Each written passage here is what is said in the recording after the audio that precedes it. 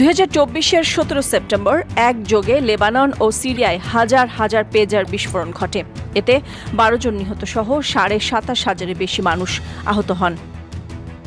তারহীন যোগাযোগের যন্ত্র পেজার দিয়ে নিজেদের মধ্যে যোগাযোগ করে হিজবুল্লাহ সদস্যরা, আর সেগুলোকেই পরিণত করা হয় বিস্ফোরক ডিভাইসে। ইসরায়েলের অত্যাধুনিক নজরদারি এড়িয়ে যোগাযোগের জন্য এই যন্ত্রই ব্যবহার করেন হিজবুল্লাহ সদস্যরা।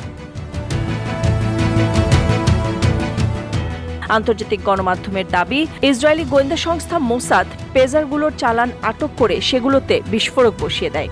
সারা বিশ্বব্যাপী এভাবেই রাজ করছে মোসাদ। সারা বিশ্বে এই গোয়েন্দা সংস্থার রয়েছে শক্তিশালী নেটওয়ার্ক, যার মূল লক্ষ্য হচ্ছে ফিলিস্তিনের মুক্তি আন্দোলন প্রতিহত করা ও মুসলিমদের স্বার্থ সংশ্লিষ্ট বিষয়ে প্রতিবন্ধকতা সৃষ্টি করা।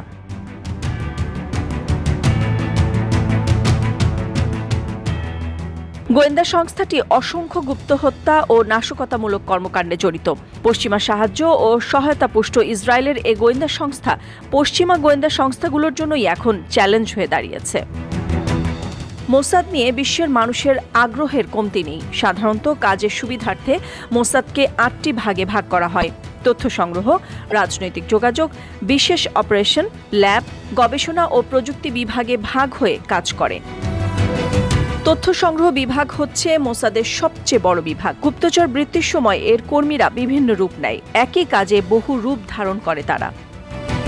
মোসাদের রাজনৈতিক যোগাযোগ বিভাগের কর্মীরা দেশের রাজনৈতিক নেতা, অন্য দেশের গোয়েন্দা সংস্থা ও যেসব দেশের সাথে ইসরায়েলের কূটনৈতিক যোগাযোগ নেই সেসব দেশের সাথে যোগাযোগ রক্ষা করে। প্রয়োজনে অর্থ ও নারী সহ নানাবিধ সুবিধা দিয়ে তথ্য সংগ্রহ করে। গুপ্ত হত্যা, আধা সামরিক অপারেশন, নাশকতামূলক কাজ, রাজনৈতিক কলহ তৈরি, মনস্তাত্ত্বিক যুদ্ধাবস্থা তৈরি বা প্রোপাগান্ডা চালানো এই বিভাগের কাজ। ইসরায়েলের নিরাপত্তা প্রশ্নে মোসাদ সর্বোচ্চ পর্যায়ের কাজ করে। দুর্ধর্ষ এই গোয়েন্দা সংস্থার মূল লক্ষ্য হচ্ছে ফিলিস্তিনি মুক্তি আন্দোলন প্রতিহত করা ও আরব বিশ্বসহ মুসলিমদের স্বার্থ সংশ্লিষ্ট বিষয়ে প্রতিবন্ধকতা সৃষ্টি করা।